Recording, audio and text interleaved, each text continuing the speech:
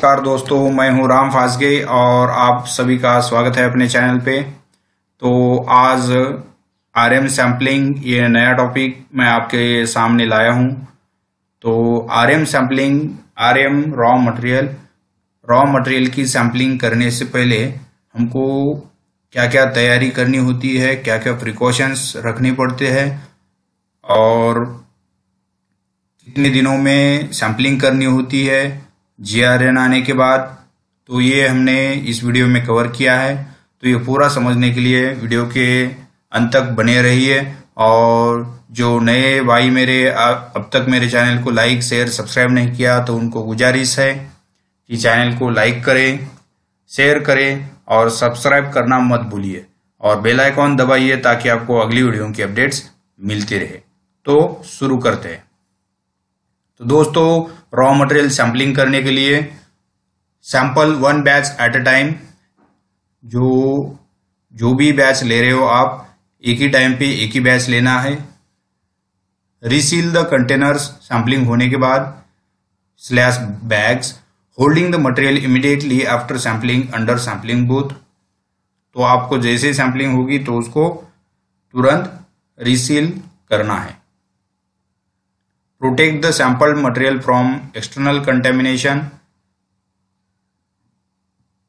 during transportation to the laboratory। जैसे ही आपने sampling होने के बाद सैंपल पॉलीबैग में लिया है तो उसको केयर करनी है कि उसका कंटेमिनेशन ना हो जब तक कि आप क्यूसी लैब में लेके नहीं जाते। Ensure that the sampling is carried out by train personal.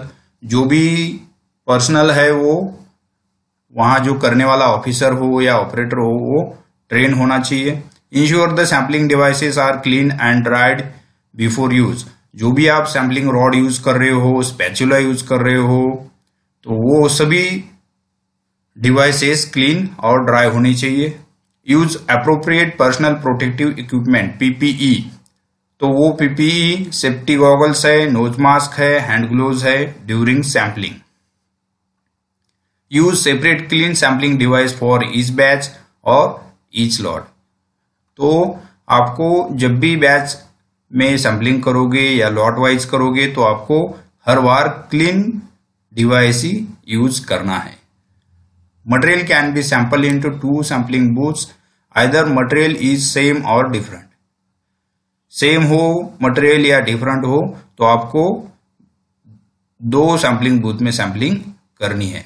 If any material received within 30 days from a same vendor with the same batch number, it can be released on the basis of initial released material after performing identification test and remaining test result shall be taken from already release COE.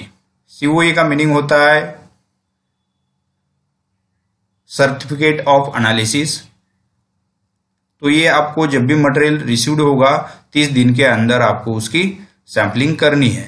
अगर उसी batch का उसी vendor से same material आता है तो उसकी identification test करनी है और रिमेनिंग रिजल्ट्स है वो उसके पिछले सीओए से लेने हैं।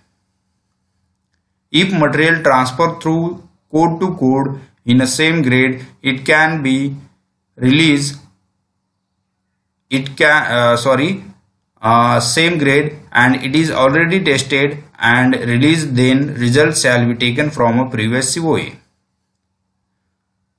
for material release in a new code। अगर कोड टू कोड ट्रांसफर है तो आप जो रिलीज COA है उससे ले सकते हो। If additional test required in a new code, then material shall be tested or for additional test। Required sample for additional testing can be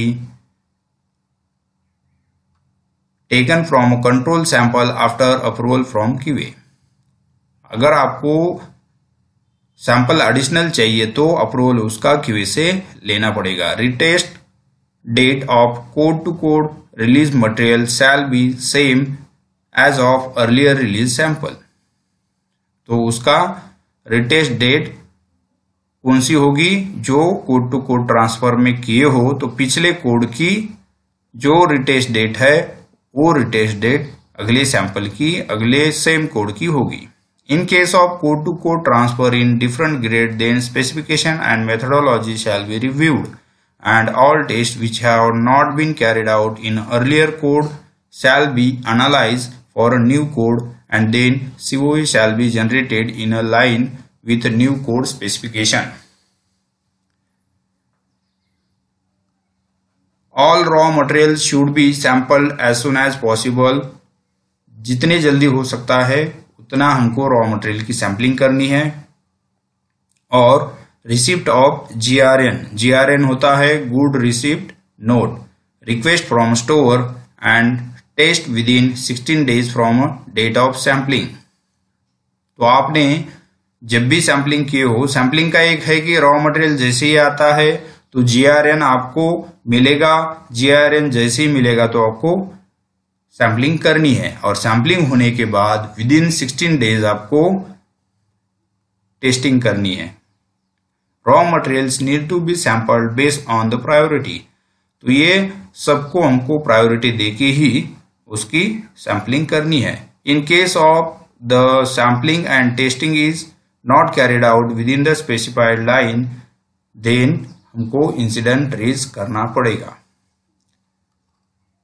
तो हमको विद इन सैम्पलिंग टाइम जो है उसी सैम्पलिंग टाइम में हमको इसका सैम्पलिंग करना पड़ेगा, और विद इन 16 days हमको टेस्टिंग भी QC में एनालिसिस लगाना पड़ेगा। अगर नहीं होता है तो, अगर ये टाइम फ्रेम के बाहर जाता है तो हमको इंसिडेंट रेज करना पड़ेगा।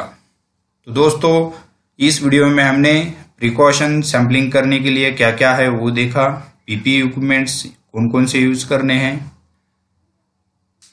और उसकी सैम्पलिंग की फ्रीक्वेंसी और टेस्टिंग की फ्रीक्वेंसी कितने डेज की है ये भी हमने इसमें देखा। तो आशा करता हूं कि ये वीडियो आपके लिए फायदेमंद होगा, और इसमें कोई आपके डाउट्स हैं तो आप मुझे बिंदास कमेंट करके पूछ सकते हो। डेफिनेटली मैं उस कमेंट्स का आंसर दे दूंगा। तो मिलते हैं अगले वीडियो में कुछ ऐसे ही नया टॉपिक के साथ। तब तक एंजॉय करिए और देखते रहिए मेरे चैनल को, और करते रहिए #knowledge DP और #इंटरव्यू की तैयारी। जय हिंद, जय भारत।